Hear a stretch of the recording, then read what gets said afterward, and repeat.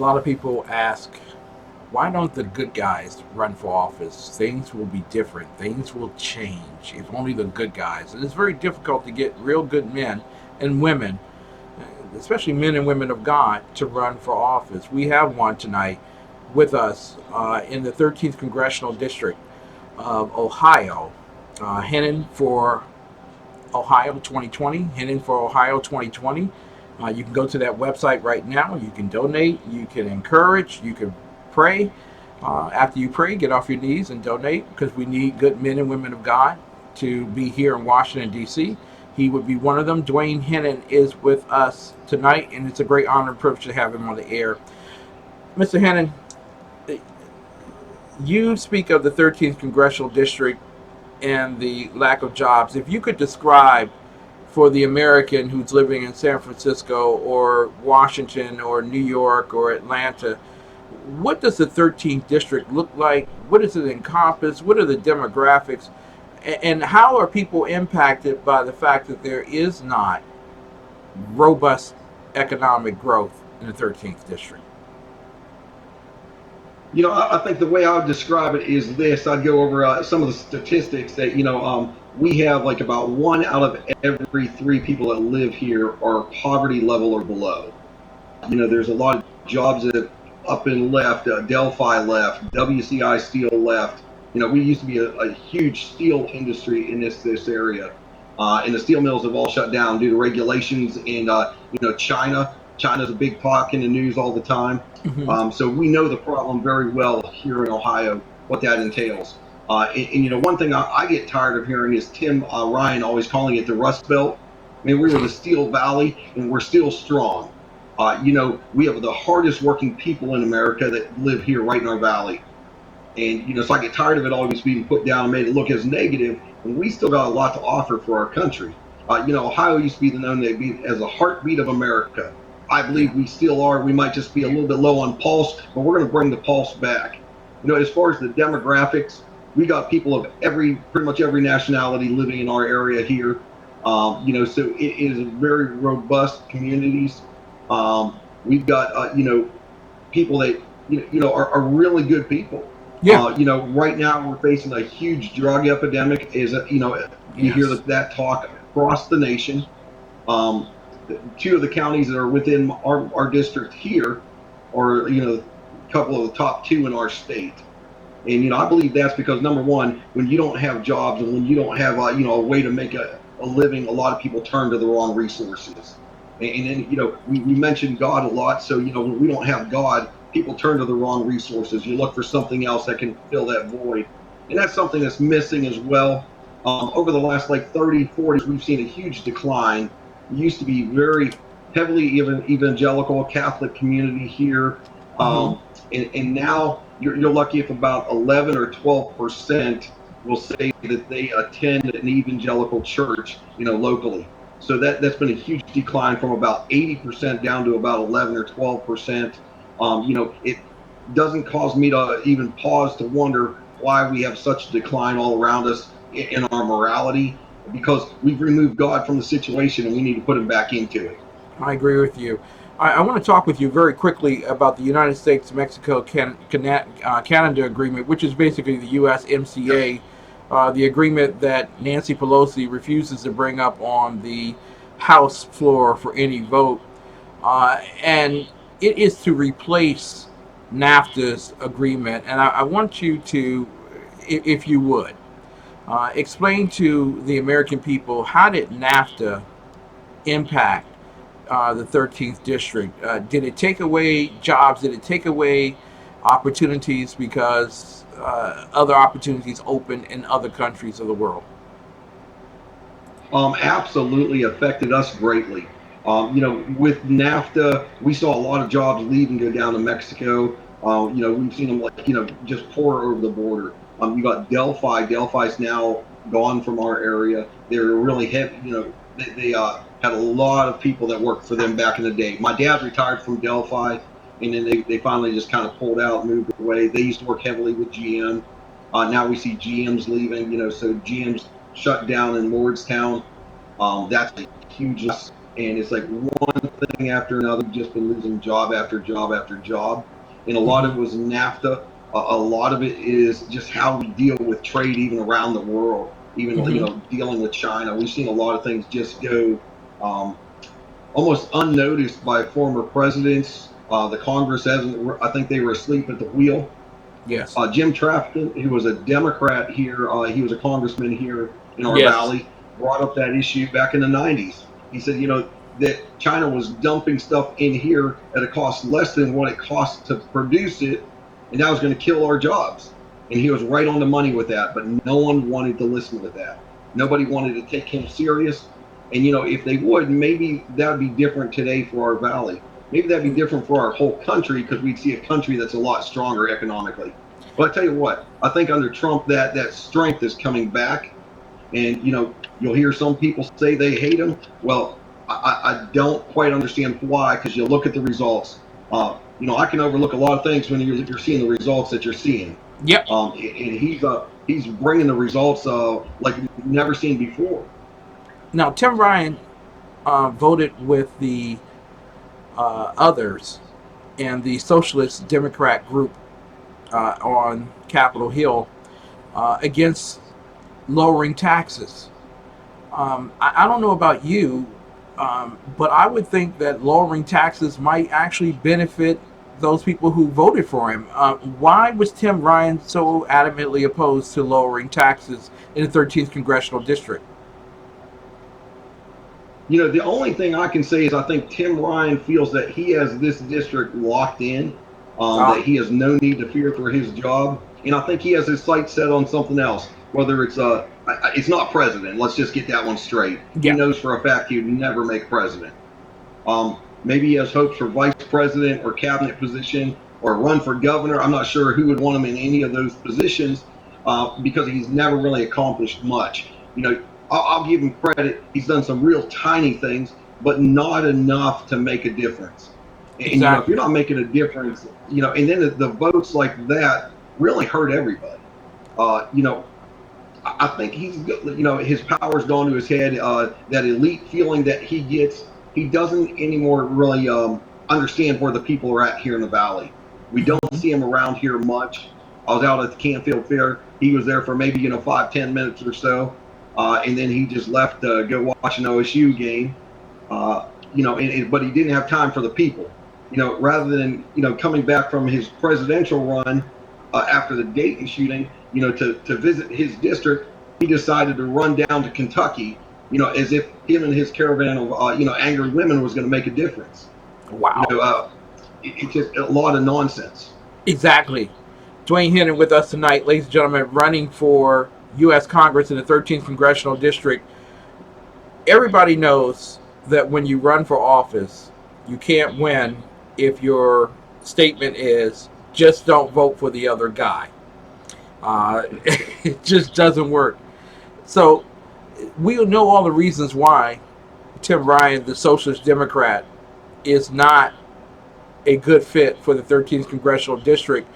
But I want to, before I ask the next question, ask you, are you hearing from the people in the 13th Congressional District that they're ready to move away from a Socialist Democrat to you, a conservative Republican?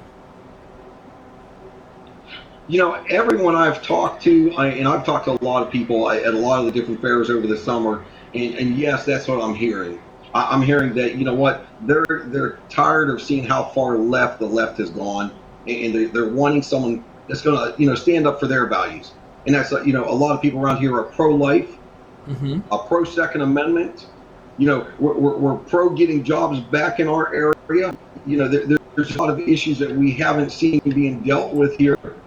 We need help. We've got like a president doing like a community zone initiative, and we have a congressman that hasn't taken full advantage of that. When we've got areas of our district that are actually keynoted for those things, shame on him. That's one thing I take advantage of from day one. Get on the phone with President Trump and say, hey, let's do something here in the valley. Let's accomplish something together, because that's what it takes. It takes teamwork to make things work. And that means working with the president. It doesn't matter who the president is, whether you like him or not. work with them to get a better job done for the American people. And you got to stay focused on the American people because that's what it's all about. Now, in most of our conversation tonight, I've heard jobs, jobs, jobs. Uh, Yes. and quite frankly, that replaces government. But I got to ask you here, what is your agenda? What is your game plan for making the 13th congressional district great again? Well, that's going to be a lot of different things. Yes, Number one, I'm actually working with a team developing a plan to just create a lot more growth in our communities, whether it starts with small businesses, medium-sized businesses, and large businesses. We're scouring the country even now, to try to get jobs, secure businesses that want to expand, try to get them to come to our area. I've actually even reached out we're right along the Pennsylvania line. I've reached yes, across to NLMK Steel. LMK Steel's dealing with some of the tariffs and stuff like that, the quotas that were put on, like from getting steel from like slab steel from other countries, yes. due to the tariffs on China. And they're looking at rolling layoffs coming up. So we've been working with, hey, what can we do to make sure that they don't close down? They're a Russian based company, so if that company's not making money, I'm sure they'll pull the plug pretty quick because most companies don't come here to just not make money. They're coming to Exactly, America to make a lot of money. So, exactly. we're looking at, we reach across the border there because there's a lot of people in our district that work over there. So that's important to us, even now, even though I'm not elected, I believe I will be. Yes. We're starting to do the job even now. We're starting to reach out to people, community activists, to try to say, hey, where can we work together as a community? Because let me tell you, it's going to take a community. I have a saying that's on my website. It says, without unity, there's no community. There you We go. have to work together to actually make this work. And that's where it comes together, is we have to all pull together. It's not just a congressman that can do it. It's the whole valley has to pull together. And that's another aspect that I'm going to do is every month I'm going to have 2 town hall meetings, one out towards the west part of our district and one towards the east part, where people can come and say, let me know what they want. What are their needs? What do they see that they can be tweaked or changed? And let's work together. Let's actually make this work for the Mahoning Valley again and Now, put us back on the map. We used to be huge for developing products. We used to be huge for our manufacturing, for our steel industry. We need to become that again. We need to actually bring jobs back here instead of just watching them just roll away and just sail away from our valley. We need to have them sail and get to it because it's awful. And like I said, I mentioned a couple of those things, from yes, land property values to like the buildings. They're cheap, and big companies could come in and they could get in here at a very low rate compared to the rest of the nation, and actually exactly. start off with a plus in their book. Duane Hennen, Mary Brockman is asking, where is District 13? What are the cities of District 13? Okay, you're like Youngstown area, cuts straight across almost to where Akron is, goes up around Cuyahoga Falls, Ravenna, Portage County area, and it comes back across most of Trumbull County, which would include Warren. So the big cities would be Akron, Youngstown, and Warren. Those are our 3 major cities. So in those cities, you'll see poverty levels that are just through the roof. And to me, that's not good enough for our valley. That's No, not it's good enough not. for the working class people. It's not enough where people can actually, pay their bills, make sure they can pay for their insurance costs, and pay for their kids to grow up, and actually have a little bit to set aside for those rainy days, because we all have rainy days and we know what that's like. So we need to make those things a little easier on everybody. Exactly. Duane Hennen's with us tonight. Men and women across Ohio are, especially in Youngstown, Ohio, certainly where there's been a lengthy period of time as a result of the steel companies shutting down, auto companies leaving. Youngstown has really caught it, but the trade agreement is essential to revive those particular areas. But I want to, before we go to close here, because I got to have you come back. We got a lot of things to talk about. Yep. You know, when a man is not working, he becomes depressed That's and right. he's hopeless. And you and I, as former pastors, understand exactly the spirit of the individual being broken. Yes. They're listening to you tonight and you're giving hope about jobs, jobs, jobs. But they're saying to themselves, how do I get myself clean so that I can qualify That's for right. those jobs?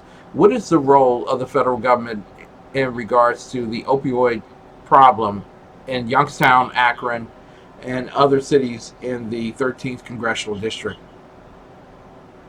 I tell you, the first step is number one, stop the drugs at the border. There's a There lot you of go. drugs that flow across that southern border, and it's coming right here. Trump has this saying, build the wall. Well, let's build the wall. Let's get it done. Let's solve the problem. Congress and Tim Ryan is. I actually have an email that a guy gave me that Tim Ryan sent him talking about how President Trump's doing all the wrong things there, and Congress needs to just fix some of those things. Well, Tim, you have had 17 years to do this and haven't acted on that in 17 years. Now it's just a talking point. So, the thing is, we've got to actually fix the immigration system. We've got to actually start looking at how do we seal the border. And we want immigrants. And don't get me wrong, I love having immigrants coming in here, but we Yeah, want legal immigrants. that's right. It's got to be done the legal way. We have laws that citizens are required to obey. Well, you know what? How much more so than are illegals required to obey those laws, or else be put back out of here? Another thing with the opioid, I think it is going to take more than it's not just a single-headed spear there. I mean, you got some multi-pronged thing here. I believe Yes, you got to get churches involved. The yes, federal government, they can work together, and I mean, you got to get psychologists and psychiatrists involved and get some programs. I've actually had a unique opportunity to. My wife and I have had a mattress store for years now, and we actually helped out with a house that's called the Esther House in Youngstown, Ohio. yes, And they actually deal with women that are dealing with drug addictions. So we kind of help supply the beds for that.